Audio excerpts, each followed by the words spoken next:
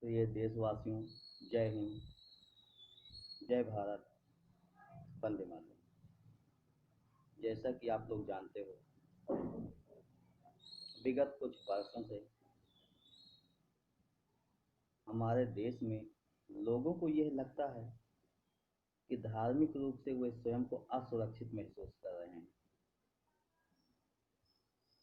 बीच बीच में जातीय आधार पर भी ऐसी असुरक्षा की भावना पनपती रहती है। लेकिन धार्मिक रूप से जो असुरक्षा की भावना पनप चुकी है, उसके पीछे बहुत बड़ा गेम प्लान है। यह आपको समझना होगा। सभी का उद्देश्य एक ही है कि डर के माहौल से ही अपनी सफलता प्राप्त कर लेना।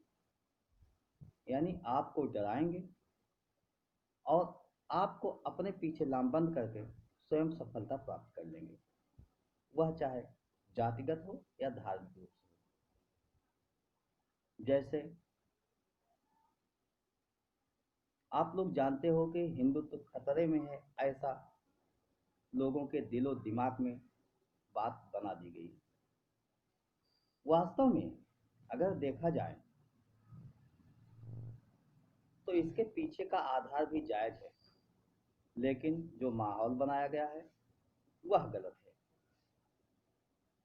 क्योंकि हिंदुत्व को सबसे ज्यादा खतरा अगर है तो क्रिश्चियन से है, जो कि हमारे SC ST OBC को तमाम तरह की आज के 21वीं सदी की व्यवस्था के अनुसार सुविधाएं देकर अपने में सम्मिलित कराने में सफल हो रहे हैं। और इसका कारण उनकी सकारात्मक सोच ही नहीं, हमारे प्रशासन की नकारात्मक व्यवस्था है। क्योंकि हमारा प्रशासन उन लोगों को वह मूलभूत सुविधाएं नहीं दे पाता जो परम आवश्यक होती है। लेकिन यह विषय मुद्दा नहीं है। हिंदुत्व इससे खतरे में नहीं है। क्यों ही ना लाखों लाख लोग क्रिश्चियन बनते जा रहे हैं। खतरा किससे है? मुस्लिम से। उसके पीछे का लॉजिक ये है कि वे लोग आक्रामक होते हैं, अपनी बात को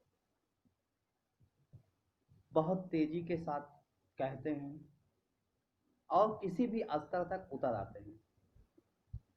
उनमें उस शिक्षा का अभाव है जो बेहतर समझ देती है। कभी कभी उद्दंडता भी करते हैं। धार्मिक स्वतंत्रता के नाम पर आप ऐसा देख सकते हो कि यदि कहीं मस्जिद है, अजान का समय है, वहीं पास में रामचरितमानस का पाठ हो रहा है, तो वे लोग अपनी धार्मिक स्वतंत्रता के नाम पर रामचरितमानस के पाठ को बंद ना भी कराएं तो माइक बंद करा देंगे। यानी उनकी धार्मिक आस्था के लिए यह धार्मिक आस्था गांव हो जाती है। तो यह असंतोष पनपने का एक कारण है। असंतोष पनपने का एक कारण और है, वह इनकी ऐसी व्यवस्था, ऐसी मानसिकता कि वे लोग हिंदू की लड़कियों पर उसी तरीके से फोकस करते हैं जिस तरीके से क्रिश्चियन लोग आदिवासी SC ST लोगों को क्रिश्चियन बनाने पर। लेकिन यह दोनों विषय ऐसे नहीं है जिसके लिए कहा जाए हिंदुत्व खतरे में। यह दोनों विषय कानून व्यवस्था से जुड़े हुए हैं। शासन में कोई भी सरकार रहे, यह कानून व्यवस्था का विषय है। सरकारों को इस पे ध्यान देना चाहिए था और सीरियसली ध्यान देना चाहिए था कि ऐसा क्यों हो रहा है। लेकिन वे कानून के उस भाग को कि दोनों बालिग हैं, अपने हिसाब से फैसला ले सकते हैं, धार्मिक स्वतंत्रता है, कोई कहीं जा सकता है, यही एक कारण है जो हिंदुत्व खतरे में ऐसी मनोदशा का विकास कर रहा है। और यह विकास ऐसा हो गया कि आज लोग बेरोजगार हैं, उन्हें अपनी बेरोजगारी गांव दिखती है। लोगों की आर्थिक स्थिति बद से बदतर है, उन्हें यह गांव दिखता है। लोगों की सामाजिक, राजनैतिक और व्यवस्थागत सुविधाएं लगभग शून्य हैं, वह उन्हें गांव दिखता है। उन्हें केवल एक बात दिखती है कि हिंदुत्व खतरे में है, जबकि इसके पीछे का कारण साफ है कि जो भी सरकारें सत्ता में रही हैं, उन्होंने अपने अधिकारों का उपयोग समानता के लिए, समभाव के लिए समान रूप से नहीं किया,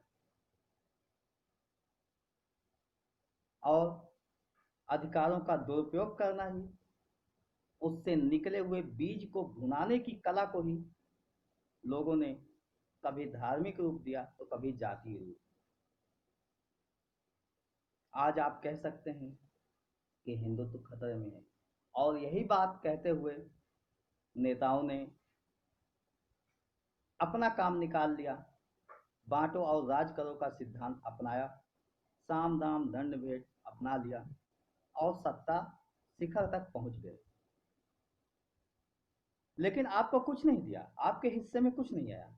आपके हिस्से में अगर आया तो वह डर आया कि हिंदुत्व खतरे में है, मैं खतरे में हूं। जबकि जहां खतरा है वहां पर लोग उन्हें ध्यान ही नहीं देते। आज भी सत्ता शिखर पर हिंदूवादी सरकार है, लेकिन व्यवस्था में कोई परिवर्तन नहीं हो पाया है।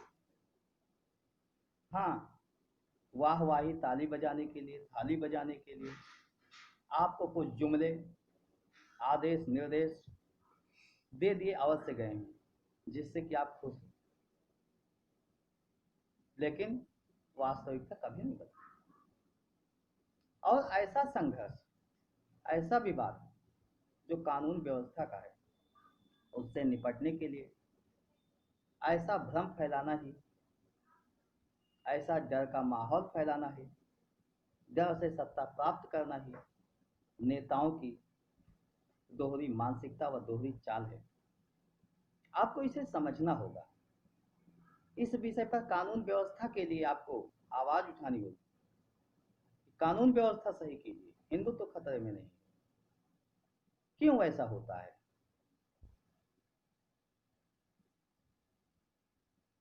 सभी धर्मों को समान आजादी है, तो उसी समरूप से सभी को स्वतंत्रता मिलनी चाहिए, किसी एक को विशेष क्यों? यह विषय आपका होना चाहिए। फिलहाल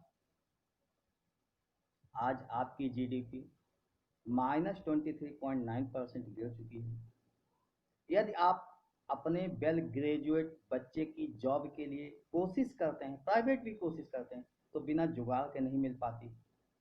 लेकिन नेता का बेटा 10वीं फेल होकर भी 50,000 से 5,000 करोड़ का व्यवसाय 6 महीने में कर लेता है।